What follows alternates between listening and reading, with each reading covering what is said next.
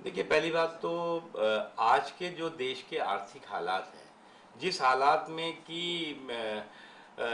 Dollar माला माल हो रहा हो और रुपया कंगाल हो रहा हो, आम आदमी के चौके चूल्हे सूने हो रहे हों, ऐसे हालात में उस महंगाई पर सर्विस टैक्स का तड़का लगाना निश्चित तौर से आज की परिस्थितियों में कतई ठीक नहीं है।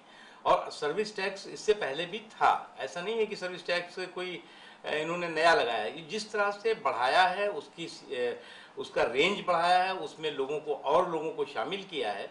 निश्चित तौर से आज देश के आम लोग इस बोझ को सहने के लिए तैयार नहीं। एक तरफ पेट्रोल के दाम, डीजल के दाम, एलपीजी के दाम, आटा दाल चावल सब कुछ महंगा है। ऐसे हालात में और महंगाई का तड़का आम आदमी पर लगाना, आम आदमी को बुरी तरह से परेशान करना, आम आदमी को कहीं ना कहीं जो है वो महंगाई के और गड्ढे में झोंकने की कोशिश है। लेकिन जैसे ही यूपीए के घटक दल तृणमूल कांग्रेस ने इसका विरोध किया है, खुद कहा है कि सर्विस टैक्स रेलवे में नहीं होना चाहिए। मुझे समझ में नहीं आता कि तृणमूल कांग्रेस जो है वो विपक्ष की भूमिका निभाना चाहती है सत्ता पक्ष की। अगर कैबिनेट में भी हैं और कैबिनेट के डिसीजन का विरोध तो कैबिनेट के अंदर कर देना चाहिए। अगर कोई सरकार निर्णय ले रही है और उसका विरोध सरकार के किसी हिस्से की तरफ से हो रहा है, तो सरकार को इस बात को सोचना चाहिए कि उस सरकार को, आम जनता का तो विश्वास उस सरकार का खत्म ही हो चुका है, उसके सहयोगियों का भी विश्वास खत्म हो चुका है। सर, उपराष्ट्रपति पद चुनाव को लेकर गहमा-गहमी तेज है। खासकर ये कही जा रही है कि कांग्रेस की ओर से 2-3 नाम आ रहे हैं। बीजेपी अपनी ओर से क्या? देखिए, राष्ट्रपति के चुनाव की प्रक्रिया चल रही है।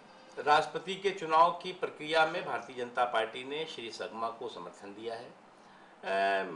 और पार्टियां प्रणब मुखर्जी साहब को कुछ समर्थन दे रही हैं। ये प्रक्रिया अभी चल रही है और इस प्रक्रिया के खत्म होने के बाद ही उपराष्ट्रपति के चुनाव के बारे में चर्चा होगी। जहां तक राष्ट्रपति के चुनाव और उपराष्ट्रपति के चुनाव की बात है, तो राष्ट्रपति के यार बात ही कर लो या फिर वो कर लो यार।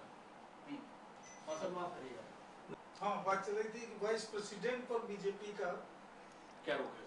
देखिए, अभी राष्ट्रपति के चुनाव की प्रक्रिया चल रही है और राष्ट्रपति के चुनाव की प्रक्रिया के बाद ही उपराष्ट्रपति के चुनाव के बारे में चर्चा होगी।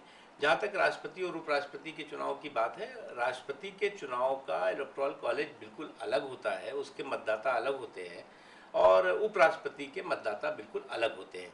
इसलिए दोनों को एक साथ जोड़ करके न चर्चा की जा सकती है, ना एक साथ जोड़ करके रणनीति बनाई जा सकती है। निश्चित तौर से उसके राष्ट्रपति के चुनाव की प्रक्रिया होने दीजिए और उपराष्ट्रपति के चुनाव की अधिसूचना, नोटिफिकेशन जारी होने दीजिए।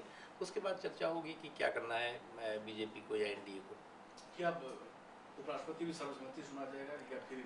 अभी इस बारे में जिस तरह का कांग्रेस पार्टी का राष्ट्रपति के मुद्दे पर रुख रहा, जिस तरह से कांग्रेस पार्टी ने आम सहमति या सर्वसम्मति बनाने के प्रयास के बजाय एक अहंकारी चेहरा दिखाया, तो इसलिए अभी ये उम्मीद तो बहुत मुश्किल है कि कोई आम सहमति या सर्वसम्मति बनाने की कांग्रेस पार्टी या सरकार कोशिश करेगी। लेकिन फिर भी अभी टाइम है, देखेंगे।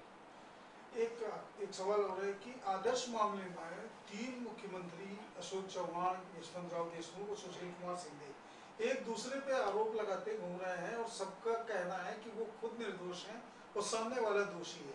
तो आखिर ये एक दूसरे पर दोषारोपण जो है, ये किस बात की तरफ इशारा कर रहा है? देखिए, असल में भ्रष्टाचार के भानुमति के पिटारे में बहुत से भ्रष्टाचार के महारथी बैठे हुए हैं।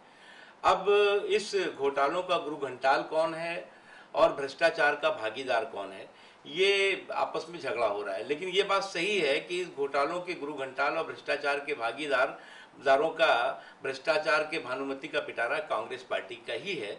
और ठीक है, एक दूसरे पे आरोप प्रत्यारोप लगाने की बात अलग है, लेकिन इसमें बचेगा कोई नहीं। नबी साहब, कर्नाटक का संकट गहराता जा रहा है, 9 मंत्रियों ने इस्तीफा दे दिया, काम में दिस है, कब तक जो है हल हो जाएगा? सारा समाधान हो जाएगा, कहीं कोई किसी तरह का कोई संकट नहीं है।